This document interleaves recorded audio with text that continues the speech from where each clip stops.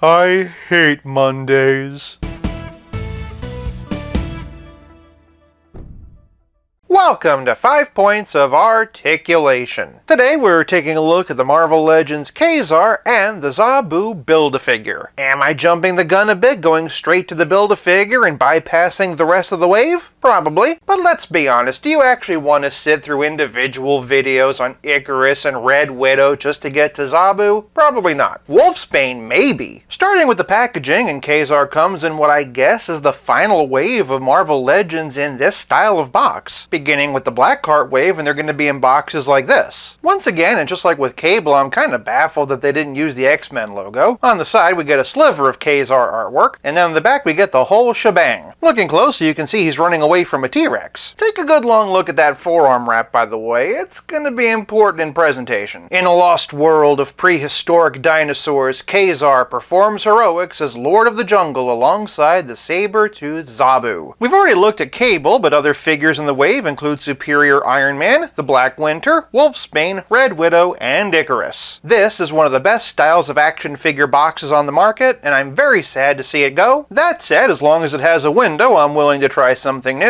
For now, and for packaging, I'm giving Ka-Zar 5 points. Moving on to presentation, and Ka-Zar stands at 6.5 inches and 16.5 centimeters. At his highest point, Zabu is 4 inches, or 10 centimeters, and end to end, he's 7.5 inches long, or 19.5 centimeters. Ka-Zar shares most of his tooling with Vulcan, but has a few new parts. Unfortunately, there are a couple of new parts that they didn't give him. Before we get there, though, the head's new. That said, it's very similar to the 20th anniversary Steve Rogers head.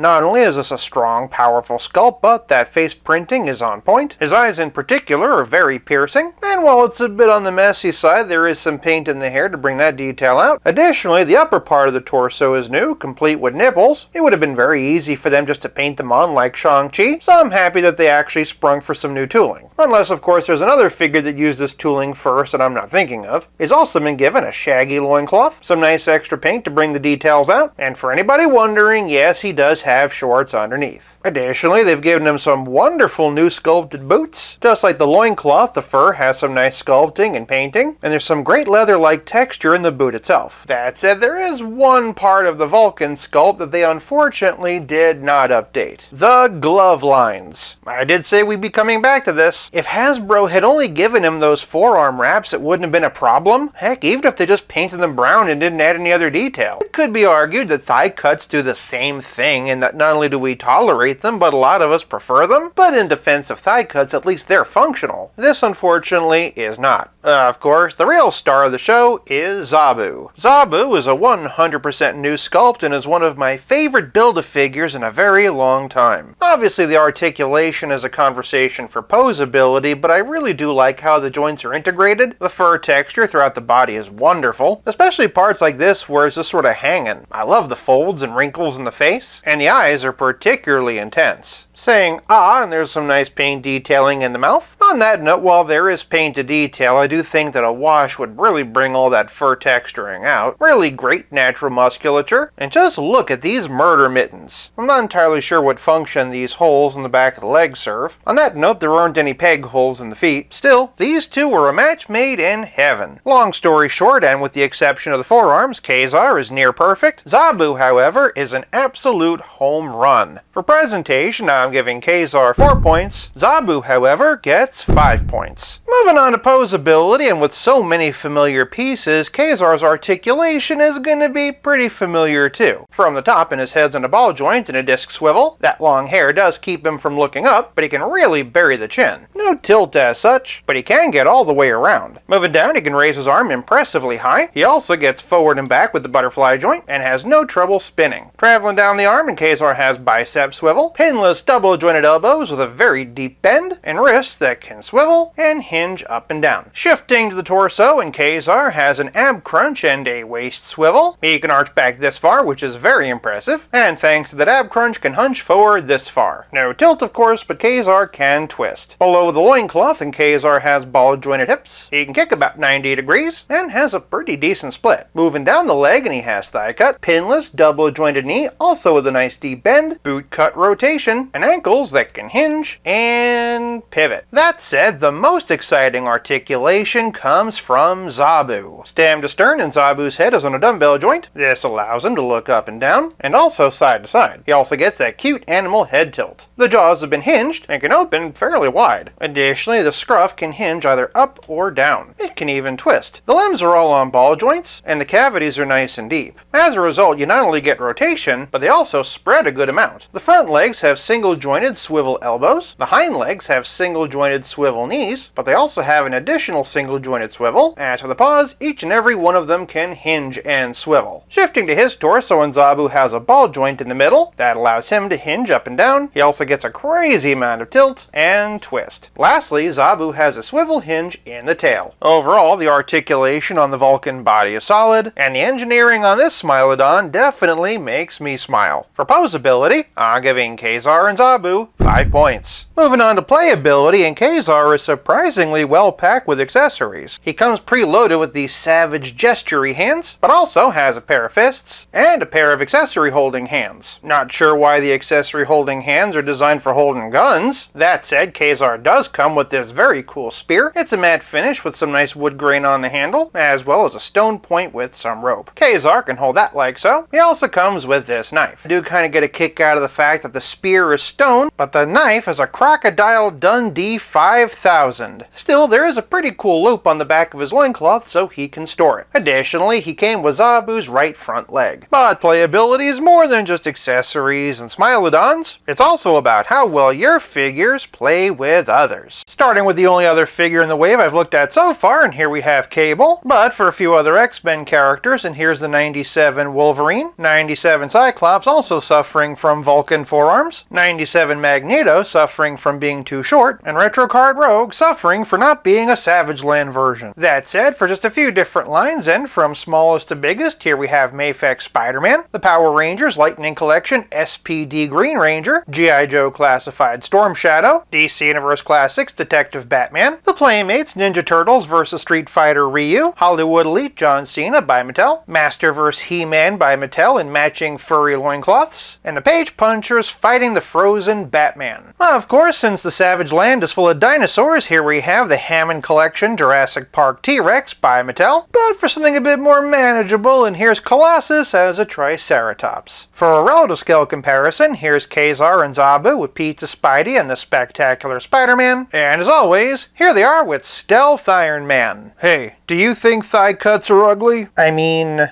I don't have a problem with them. With 2 extra pairs of hands, a spear, and a knife, Ka-Zar is a well-packed addition to your X-Men display, and that's to say nothing of all the great dinosaur toys on the market right now. As for Zabu, you could slip him into all sorts of different collections. For playability, I'm giving Ka-Zar and Zabu 5 points. This leaves us with nothing left to discuss but the price. Ka-Zar, along with the rest of the wave, retails for $24.99. As for Zabu, if you want to complete him, you'll need to buy 6 out of the 7 figures in that wave. That ends up breaking down to a cool $150, which is fine if you want all those 6 figures. Of course, that is the point of the whole Build-A-Figure concept, and honestly, overall this is a pretty solid wave. I am seeing on eBay where people are selling Zabu by himself for $180 or with Ka-Zar for $195, and frankly, that's just dumb. At that point, just buy the whole wave and sell off the figures you don't want. Sorry if that's coming off a bit savage, but this is the Savage Land. For price, I'm giving Ka-Zar and Zabu 5 points, giving Ka-Zar a total of 4.8 out of 5, and Zabu a perfect total of 5 out of 5. Now all we need is an updated Shauna the She-Devil and Savage Land Rogue. If you like this video, check out one of these. Thank you so much for watching. I'll be back again real soon, but until then,